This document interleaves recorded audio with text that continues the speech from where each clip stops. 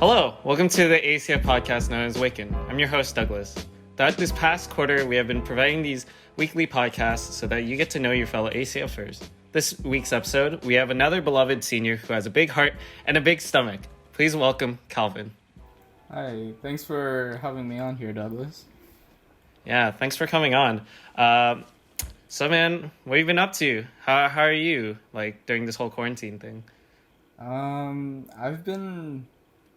I've been tired here and there. It's kind of just going to work and doing chores at home, but also just working on myself in a sense. Can you elaborate more on that? What do you mean by like work on yourself? So I was scrolling through Facebook like early on during quarantine, and I saw this one picture that said, if you don't come out of quarantine, you know, like as a better version of yourself, then what did you really spend that time doing? And a lot of people like, I hear people say like, oh, I'm so bored in quarantine and stuff like that, and I have some issues like here and there. Like I do tend to overthink a lot, and then I also tend to I will spiral at night, and so like it's like one of those things where you can't get out of your head and you're just up till like the break of dawn. I know what you mean. Yeah. So I've been working mainly on those, and just trying to do my best not to like overthink, and then I researched what kind of causes that loop that you kind of go into at night, and then how to get out of it. And what is that like? You found out when you researched. So part of it is like I thought maybe it was connected to something like something to do with me, and like maybe because it can't just be me who's like up at night going into that loop and then unable to sleep, and or because for me it happens kind of often too. Like it doesn't just happen at night, sometimes it happens like during the middle of the afternoon per se, and so I just began researching my personality type, and then from there I went and like just listened to like other people who were of the same personality type, and they had the same issues too, and so from there I took their advice as to what to do whenever that happened, and it's hard to explain because I watched a lot of YouTube videos at first, and that's where I got all the information from. Because it's hard to understand when it's like just online in like a paragraph for me. If it comes from someone else who's been through that and they're just talking about it, like saying in like a YouTube video, then it works better for me. The information is easier to grab, and so there's something that triggers it, and I know what it is, but it's hard to explain. But in a sense, like I've been able to stop overthinking and stop going into that loop. Like I can catch myself really well. Okay. Yeah, I mean, like, by the way, like, just saying, like, you're doing a perfectly fine explanation. Don't worry about it. If you don't know, if you don't know how to explain it, it's fine. This isn't supposed to be like some kind of like professional thing that you have, spot on, right? Because like I think you're still trying to figure this out, even now, right? Yeah. So like, I'm also curious, like, what other like, are there like any other big things that you've learned about yourself? Like clearly, like you learn more about your personality type through this, right? I think on Facebook you said that you were a INFJ, right? Yeah. But like, what are some like other realizations you've learned? If there are any. part of that is just how I work in general. Um, so if I think about it, there will be random points in the day, um, that where I'm just kind of like irritated or annoyed, but then sometimes people don't know why, and I won't know why either. And so one of my friends has come up with a way to say it, and he said, "Calvin, you're just not you when you're hungry. If you're hungry, Wait, you're not you." wait, are you I'm not joking. really? I'm not You're joking. not joking. Wait, No. I mean, yeah, no, that's actually pretty reasonable. I think it's just funny how you word it. Yeah, it's the way he put it, and it just made me laugh, and I was like, "Oh, okay. That's actually a pretty good way to put it." Um, Because there was one time at work where I was unable to eat dinner because my coworker was working very slowly. And I was very irritated and not just upset in general, but I wasn't upset with her. Mm-hmm. Maybe a little bit, but not a ton. Not a ton. It was mainly because like there was just so much to do, and it felt like I didn't have much time to do it. And so from there, I was like, okay, what the heck is wrong with me? And I realized, because I looked over, I hadn't had a bite of the dinner that I bought that night, because I had to make up for the work that was not being done by my coworker every time I Mm-hmm. tried to eat. So it's like I was close to having this one bite of pizza, and then she told me, "Is like, hey, can you come and help me? There's a lot of orders right now." And I'm just like, Oh. I'm like, no, I just want a bite of my pizza.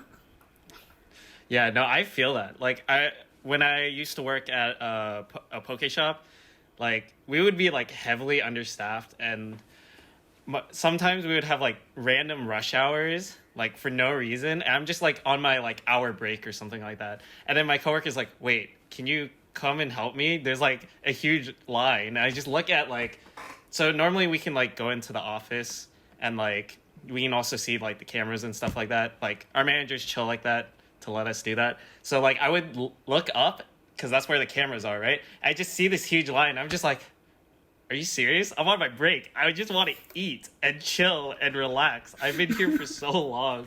And Yeah. yeah, no, I totally get that feeling, dude. It's a struggle, man. Work is such a struggle. Yeah, but it's not just like in work, it's also like outside of work for me too. It, like I have this look on my face apparently, but I can't tell them what the heck my face looks like, but they just say like, "You just look very pissed off about something, and we don't know what the heck it is." And I'll be like, "I'm not pissed off. I'm fine." Is it like an They're RBF? kind of, yeah, I guess. They just say I look pissed off, and I'm just like, "I'm not pissed off. I'm literally okay with you guys right now." And they're like, Mm-hmm. "Nah, Calvin, you look kind of pissed off. Are you hungry?" Kind of. Let's go get something to eat. I'm like, oh, that's what it was. Yeah. Are there any other like things you learned about yourself? um, I realized I really do have this kind of unhealthy way of sometimes like just like biting my tongue when I'm talking with my parents, because sometimes you just don't hear things you hear things that you don't want to hear, basically, and especially from them. And so for me, it's kind of like I clam up really hard because like I'm told it's like you don't talk back, you gotta respect your parents, but at the same time, I didn't get what I was saying to come out or what I wanted to say back. And so I've been practicing a lot with just talking with my parents, but in a healthy way where I'm not blowing up because I'm upset. But I'll be like, okay, but here's how I think of it this way. Here's what I think of this. And then they'll take it. Um, I've even gone so far to say is like sometimes you contradict yourself with this because you say this but you don't do this. Mm-hmm. And so a lot of it is just learning how to communicate with my family a lot more. But I also realize I just need my own time by myself. Yeah. If I don't get my time by myself, I get very cranky. And I also, if I'm with friends and I don't get my time by myself, then I want to strangle one of them. But if it's with family, then, and if I can just chill in my room for a bit, I won't be upset. I'll be okay. Yeah. I mean, like, I'm kind of the same way, except maybe not like super like cranky where I want to strangle one of my friends, but it's more like just like I really like having alone time. So like I totally get that, especially since like we're like stuck here with our parents, or like potentially we're stuck here with our parents. I think most people are at home with their family, but like yeah, I mean like it's kind of hard to like have that alone time because like you constantly see like your family, and sometimes yeah, family is really hard to just spend time with. I think especially like Asian Americans, like especially like first generation, like I don't know why. It's probably yeah, it's I definitely think it's the traditional values that Asian American parents have, but like yeah, it's hard, but like honestly, it's a really good learning experience. I feel like I think you learn a lot of like patience and like yeah, like you said, it's sometimes you don't say the things that, or sometimes they don't understand like what you say, or like sometimes like they don't get it because like maybe it's the generation gap or even language barrier. But yeah, no, I totally feel that. So you mentioned about like learning to communicate more with your family, like how is communicating with your siblings? Because I think you have a brother and a sister, correct? Right? Yeah. Yes, yes. So let's see. That is. I think I don't have to worry about communication so much with my brother, because he's old enough. He's like 4 years younger than me, and Mm-hmm. we can communicate on a good level to where we understand what the other is trying to say, and we don't have to really worry with anything about that. It's like, hey, don't do this. All right. Hey, don't do this. Okay. I don't do this. That wasn't me. Yada yada yada. You know, and we can be Mm-hmm. civil. Um, Sometimes we'll look at each other like, I want to like slap you right now, or sometimes it'll be like, I got my eye on you, kind of thing. Mm-hmm. I think the hard part is kind of trying to communicate with my sister in a more way that suits her. She's about to start puberty, and so Mm. lately she kind of throws like attitude sometimes here and there, and so for us it's kind of like I'm we're not used to it because she's a very sweet little girl, and Mm-hmm. suddenly you get this like burst of like ah, and it's kind of like where the heck is this coming from, and it's like, Mm-hmm. Mm-hmm. and so like we responded with like what the heck, you know and we're like, what's wrong with you? But she's kind of showing like passive aggressiveness, saying like, no, Mm-hmm. I'm fine, but she's clearly upset, and so I'm like, don't do that. Like, just tell me what's wrong. Just tell me what's wrong, and we can fix this. But she'll like say she's fine, but then she's super emotional too, and so sometimes like she'll be upset, but then she cries, and I'm like, Mm-hmm. well, what did I do? I just asked you what's wrong. And so learning to communicate with my sister right now is a bit of a challenge, but it's not hard. Um, if I've had a little bit of my own alone time, and maybe if we separate each other from each other for a little Yeah, I mean, I'm assuming she's in middle school, right? No, she's in fourth grade. Fourth grade. Oh, okay. Because I was gonna say like, yeah, in middle school, that typically happens, but like, yeah, elementary school. I don't really know what to say. I don't have a younger sister, so I can't really say anything. But yeah, I'm assuming it's really hard. That's all I could say. Yeah. So how's your Oh, sorry. Were you gonna say something? I was just gonna say she has her moments. It's like different things on and off, but it's not too bad yet. Okay. Okay. So how's your relationship with your siblings then?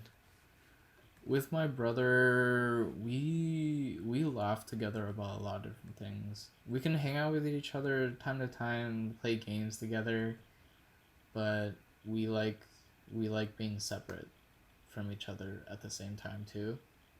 So with my brother, it's we will hang, we'll play time to time, we'll talk. If anything, I just go to check how he's doing in his room, and then I'll come out because he's in the middle of his first year at UW, whereas I'm already graduated, so I just make sure I can help him with anything if I can, and then if not, if he's busy, then I'll just go out. With my sister, it's a bit more different. She doesn't seem to realize I need my space. So if I don't completely get my space, I just tell her to leave, but it makes her sad. So from there, it's kind of it's trying to help. It's like trying to help my sister learn that I need my space. I know you want to play with me, but I need my space to just recharge right now. Yeah. Would you say you're close to your siblings then? Yeah, I would say we're pretty close. I've always been there for them, and my brother's always been there for me. I've been there more for my sister, mainly because there's not much a 10-year-old can help you with. Yeah, that's true. But then a 19-year-old is able to talk with you about certain things, because sometimes we'll talk about friendship issues, or sometimes he'll talk about something that he's not comfortable about talking with certain people. He'll come to me and be like there's one thing that happened in his friend group, and he was like, there's so much drama right now, and I'm so done and over it, and it's exhausting me, and I'm just like, well, what happened? Tell me what happened, and maybe I can help you work through this. But yeah, I would say we're very close siblings. We enjoy each other's company, as long as it's taken in doses. Yeah, siblings are very interesting sometimes. I don't know. I have an older sister, but I'm personally not that close with her because there's a big age gap. We'll talk and things like that, but we don't talk that often.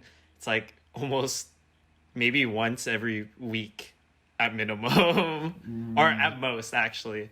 But but I have also heard siblings are either close, or that they're at odds with each other, or they're close but also at odds with each other. But yeah, I don't know. Yeah, siblings are very interesting. But I think it's cool that you're really close with them.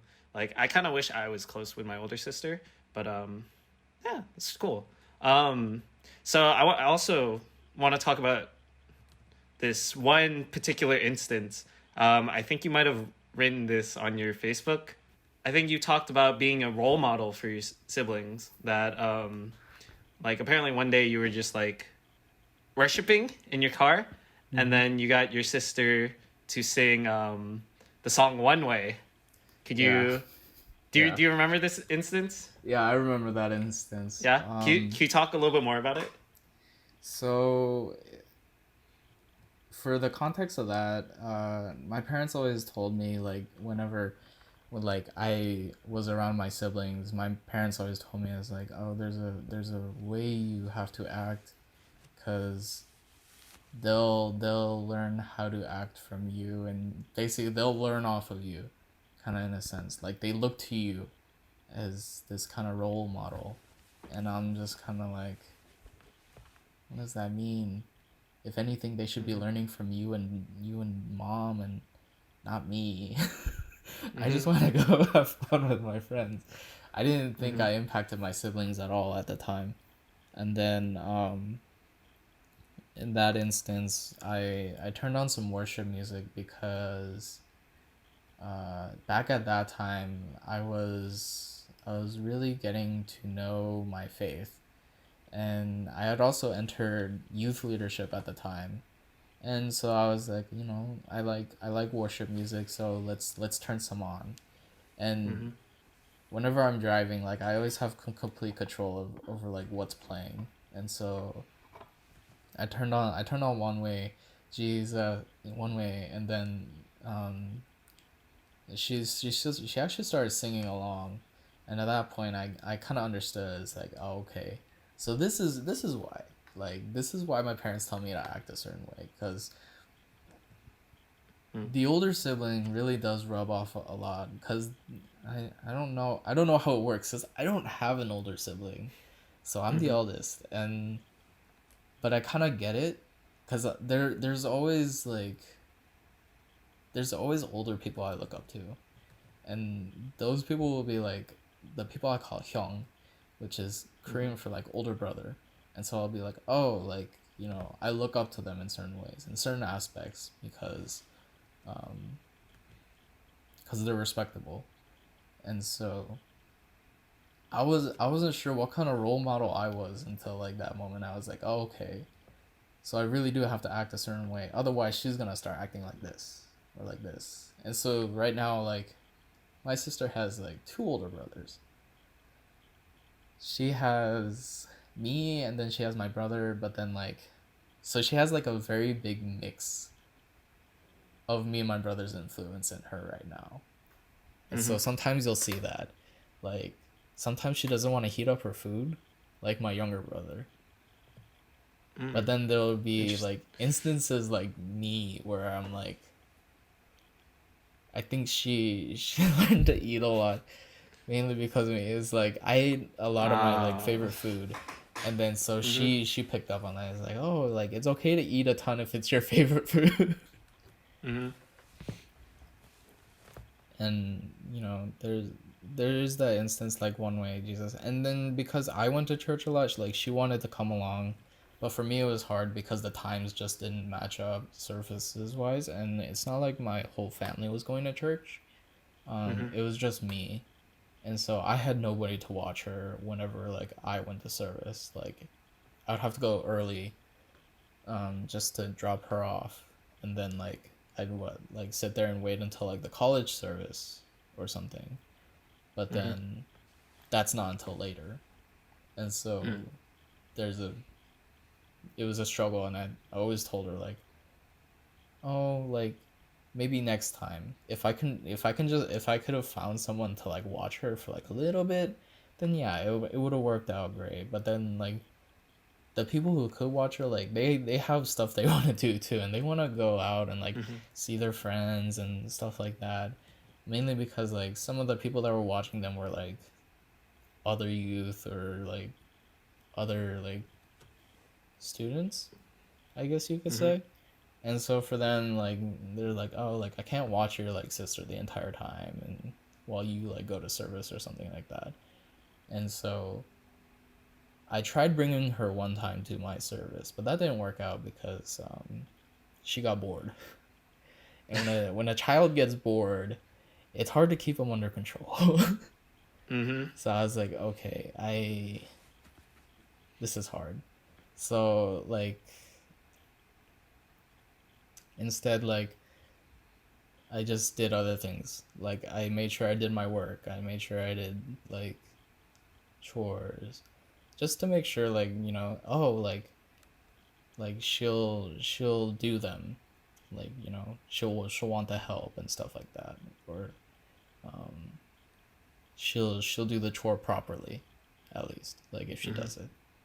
It's like this is how you do it and stuff like that. And then now recently she's 10.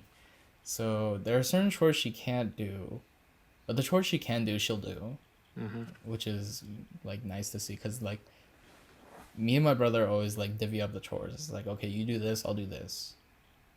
But then my sister always want to come in and help because she saw us doing chores, but she wanted to join in. But she couldn't because like, you know, she's too young. And so we'd be like, no, it's okay, just go play. But she doesn't want to play by herself. She wants to do chores because we're doing chores. So for us, it's kind of like, and when you're older, when you're a bit older, and so now she helps us out with chores. And then if anything, like, you know, I just try to make sure like I just try to make sure like I'm a good older sibling that they can look up to. Yeah, I mean, I personally I can't relate because I'm the youngest sibling, but like I think I can relate to your siblings because, like I said, I'm the younger sibling, and like yeah, I mean, my sister's like 6 years older than me, and I remember growing up, like she was very inspiring to me. Like I would do a lot of things that she would do. Like I remember like if she would, I don't know, like get into art. I remember I got into art too because of her, or got into art. I wasn't good at it, right? But I still did it anyways. But I think it's mostly just because like since they're pretty much like the closest person that you have, like besides your parents, obviously. I think they're also the person that you typically spend the most time with. Like, although like right now, me and my sister don't talk that much. I remember like growing up, we still would be around each other, right? Even if we didn't talk that much, but we would still be around each other. I was still like, you know, very young. I was still like, you know, learning things and stuff like that, right? But I think it's just like, oh, you know, if this person that's older who is supposed to be, you know, wiser in a sense, right? It's like it makes sense, you know, to follow them and learn from them, and just like, especially when your parents aren't like around, right?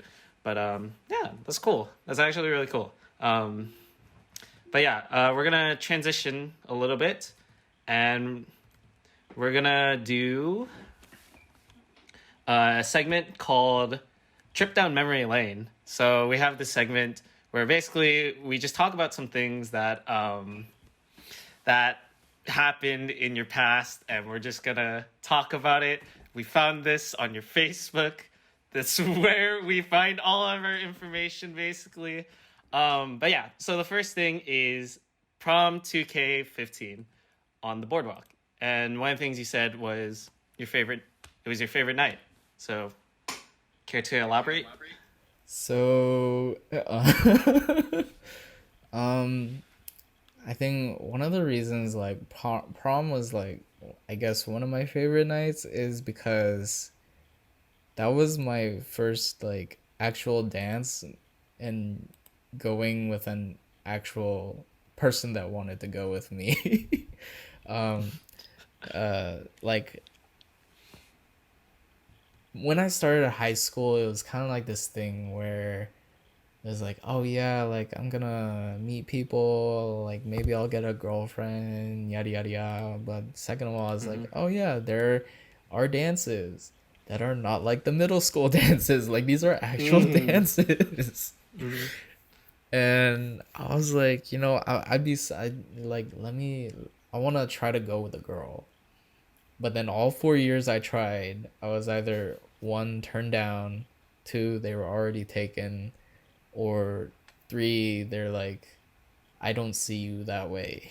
Like, I don't want to go to a dance with you. And I'm just like, damn, okay. I'm like, okay. Okay. So I didn't try. Like, I went even by myself, freshman year to all the dances. Because there was one guy but then, okay, so I went to Tolo by myself, but that was because one guy was like, hey, it's okay, I'll go with you. But he dipped. And so I was like, okay, I don't trust you anymore. Oof. Oof. But then like, yeah, I just like I heard like sometimes if you go by yourself, sometimes you can just snag a random girl to dance with. And so I was like, okay, I'll try. There's no harm in trying because,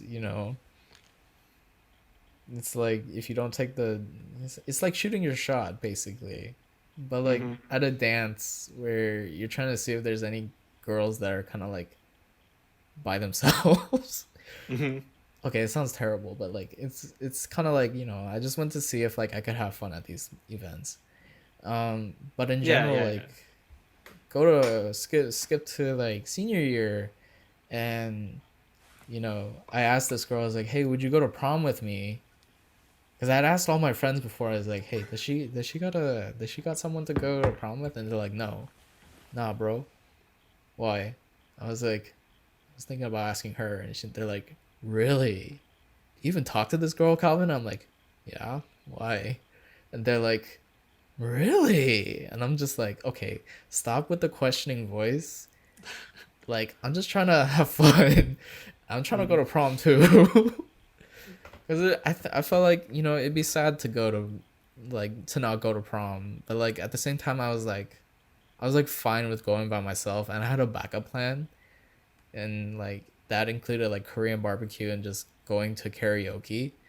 If that, Mm-hmm. if I didn't end up going to the dance.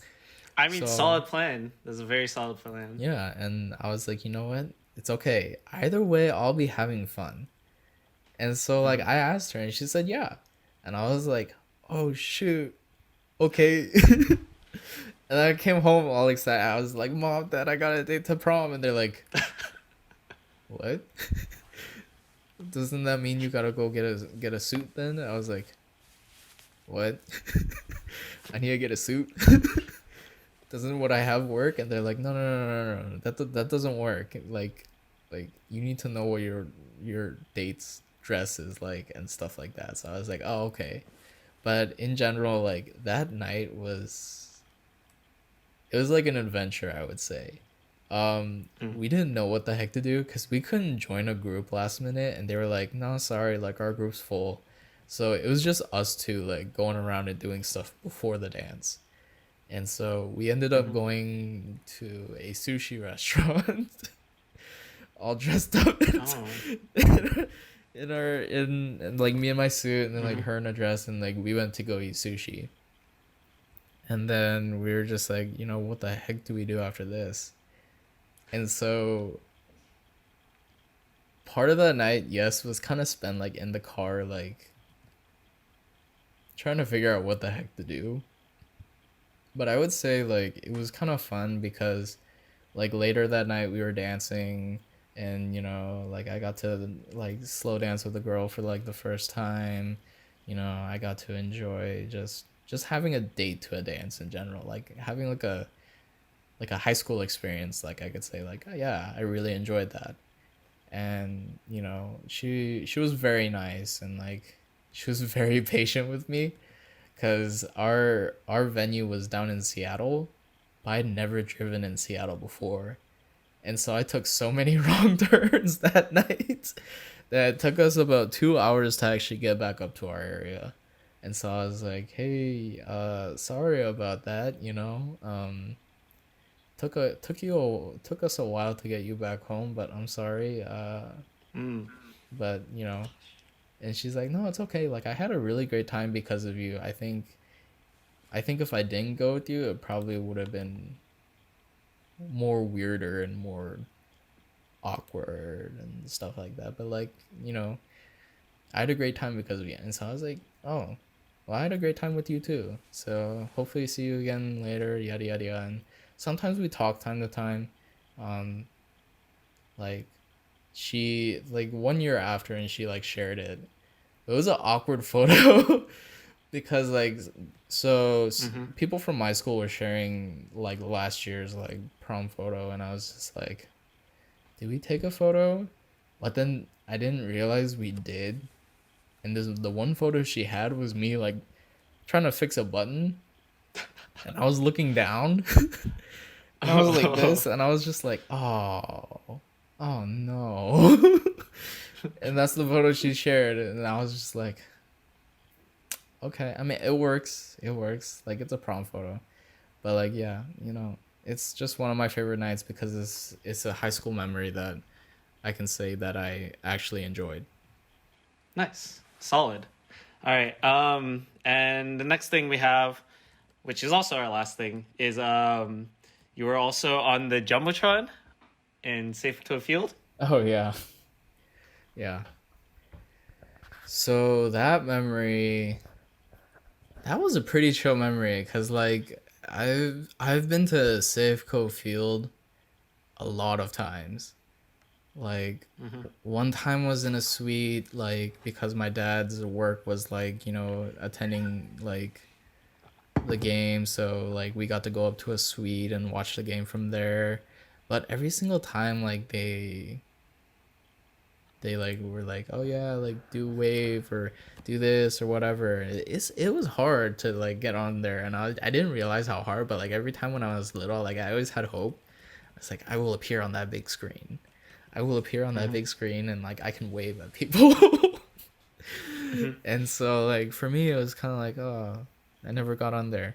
But then that time was when I went with my college ministry back in like,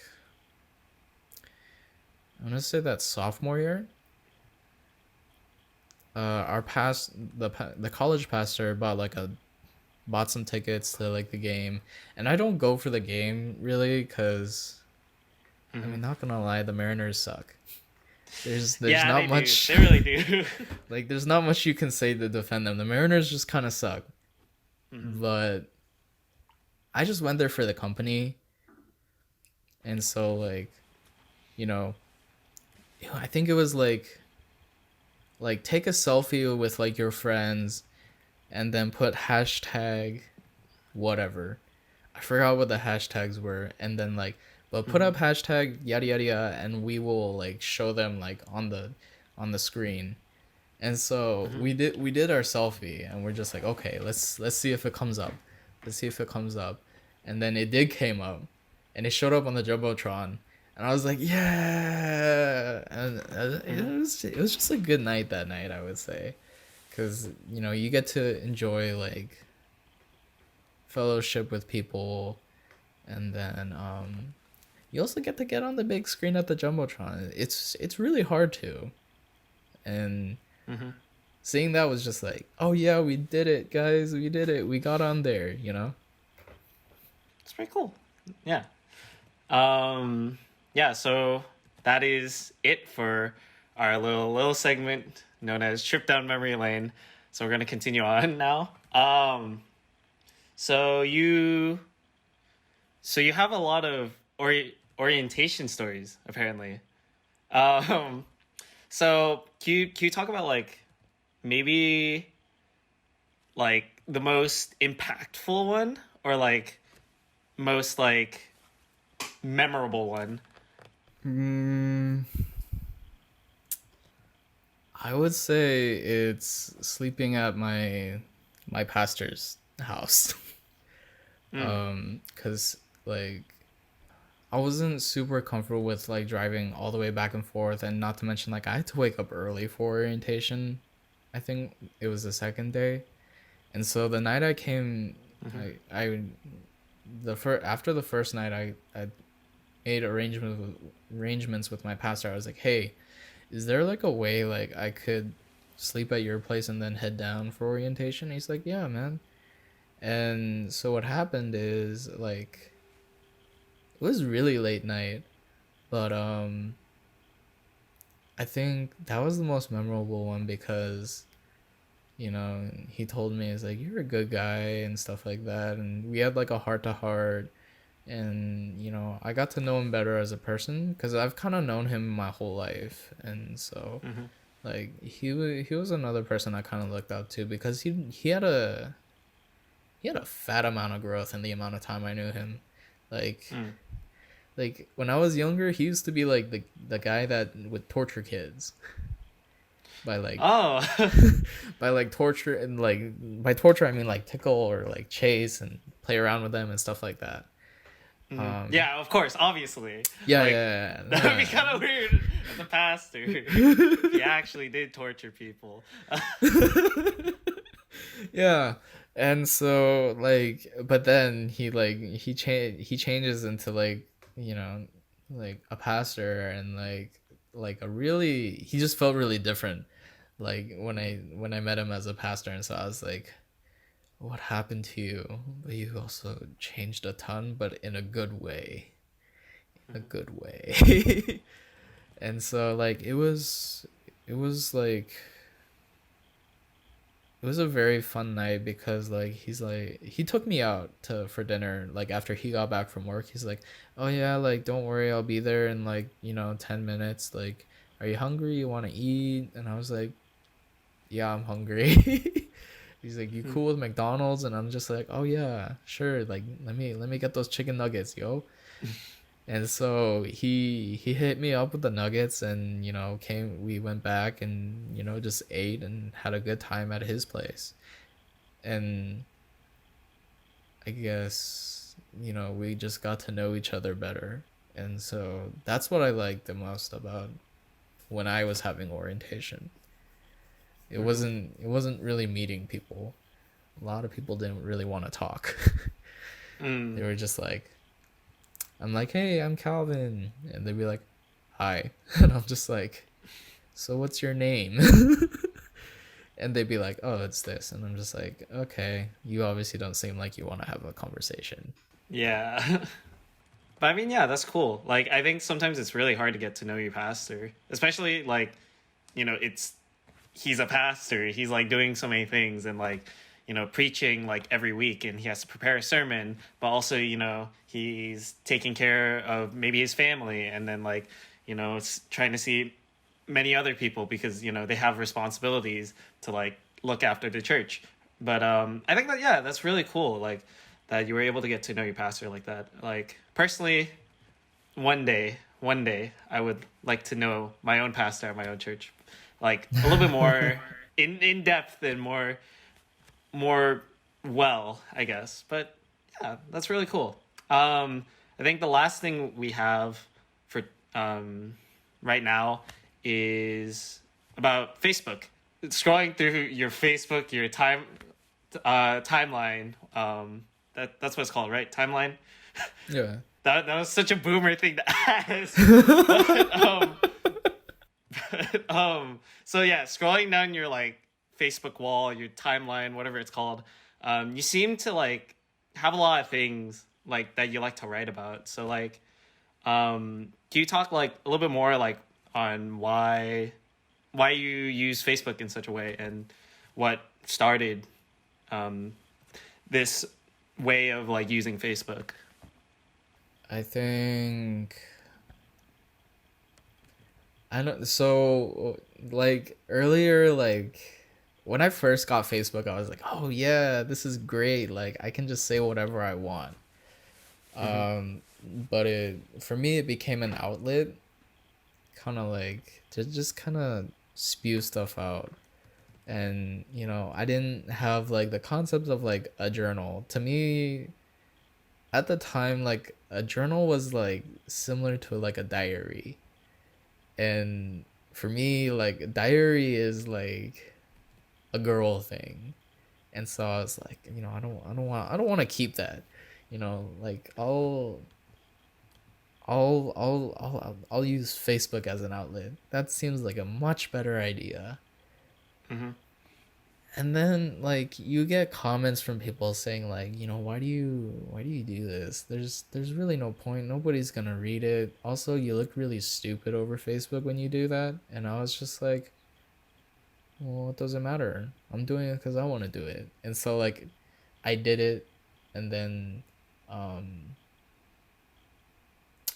realized like some thoughts like I'd prefer to keep more private. Mm-hmm. And so now I don't really post on Facebook as much anymore. I just kind of lurk and see what's up in people's lives. But for the most part now, I just use an actual journal, like a notebook, just to write stuff in. Because sometimes I have a lot to say, but sometimes I don't have like someone, that will want to like listen to me. So in a sense, like, because you don't always want to bother your friends a ton, it tires them out. And I learned that in the past maybe like several years. You tell people stuff, but they kind of start to get tired of it. And so like, in a sense, to get some of the things that are in my head or like on my chest out, and if I don't have someone to listen to listen to me, then I will just grab my notebook and start writing, because it's a bit more private than Facebook. Facebook is kind of like everybody looks at it. Then like some people have like actually like judged me in DMs whenever I do stuff like that. They'd be like, bruh, you look so stupid doing this, like stop. And I'm just like, don't make a comment about it. Like, you don't have to look at it, then just scroll past it. Like, I don't see the issue with it. But that was back then. And so like, I definitely like write a lot more than I do normally. And so for me, like, writing on Facebook was an outlet, yeah, but like part of it is like sometimes part of it is learning like sometimes things shouldn't be said on Facebook. Like, there are certain things you cannot say about, like, just certain things you cannot say on Facebook. Like, lately I've been frustrated with like my sister's teacher, because I have to pick up the whatever Slack that she's not doing. She'll just be like, edit.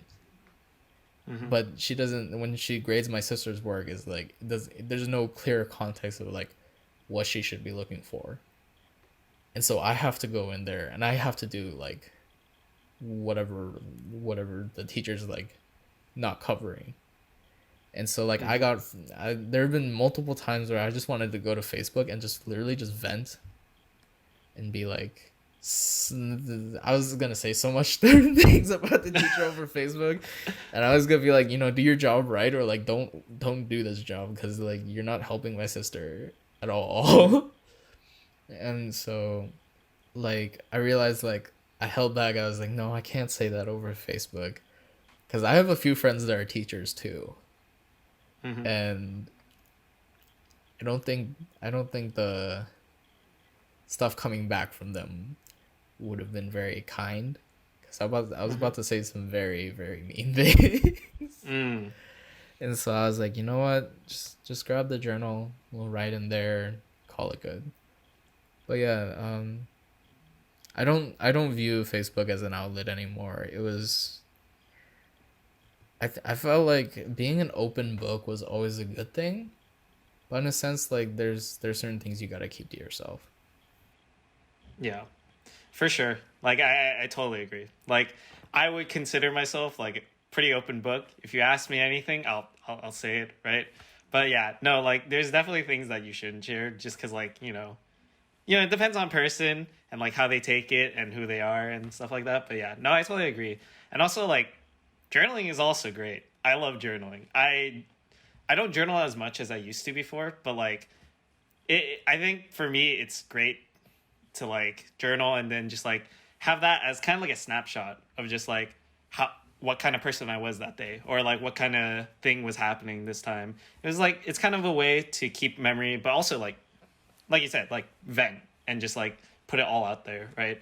But yeah, that's pretty cool. Transitioning Facebook to actual journaling, like instead of like basically blogging everything you do, you now have it in one private journal. But yeah, so I think that is our last topic, but we have one more thing, actually, just to end off the podcast.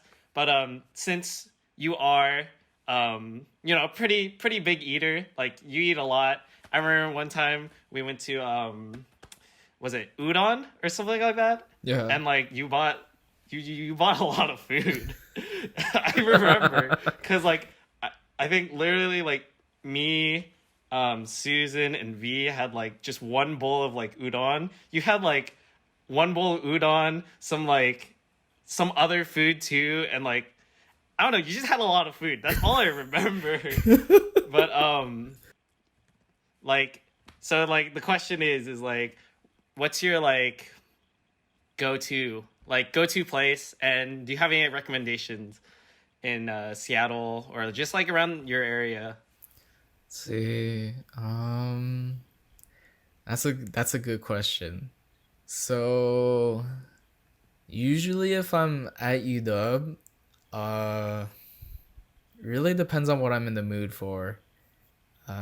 If I have time and like I want to have dinner before like I go home, then maybe I'll hit up Cedars, which is like an Indian restaurant, kind of down like Sketchway by like by the Safeway. It looks really sketchy, but there's a decent amount of places to eat, I would say, in Washington.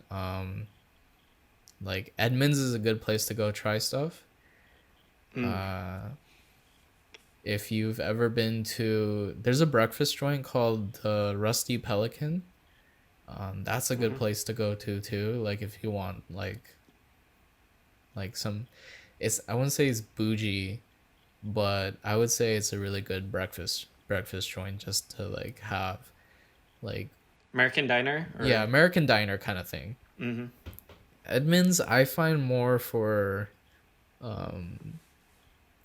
like if you go on Highway 99, that's more like Asian food for me. So I'll go a place called Kirson, and it's spelled Gilson if anybody wants to check that out.